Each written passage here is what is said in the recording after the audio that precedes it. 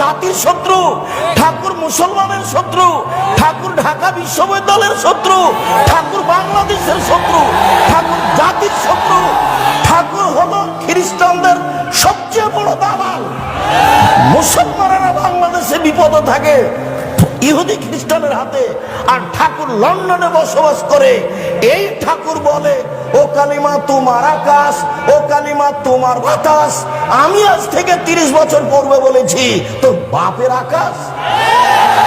সিলেট কোর্টে 5000 টাকার মামলা হলো। আমি ঠাকুরের অপমান করেছি? আমি ঠাকুরের অপমান করিনি।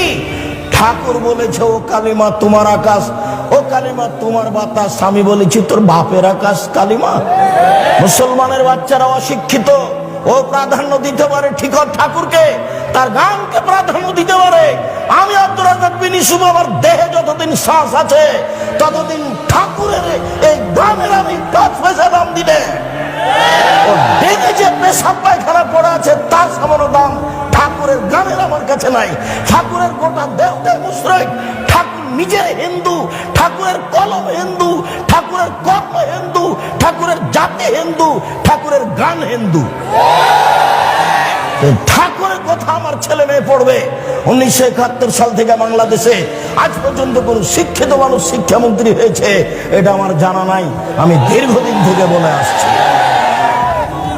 খ্রিস্টানের দালাল ঠাকুর, সেই ঠাকুরের গান আমার ছেলে মেয়ে পড়বে, এটা আমি কোনোদিন গ্রহণ করিনি। জাতির যদি রাস্তাঘাট করে দিতে না পারি, জাতির যদি স্কুল কলেজ করে দিতে না পারি, জাতিকে চূড়ান্ত সঠিক ধর্ম দিতে পারবো ইনশাআল্লাহ। ধর্মের ব্যাপারে জাতিকে ফাঁকি দিয়ে পরকাল হারাতে রাজি নই। এইভাবে দিন কাটাতে আমি আব্দুর রাজ্জাক বিন ইউসুফ প্রস্তুত নই। সঠিকটাই জাতির কাছে পেশ করার চেষ্টা করব ইনশাআল্লাহ। মরা বাঁচা আল্লাহর হাতে। বলছি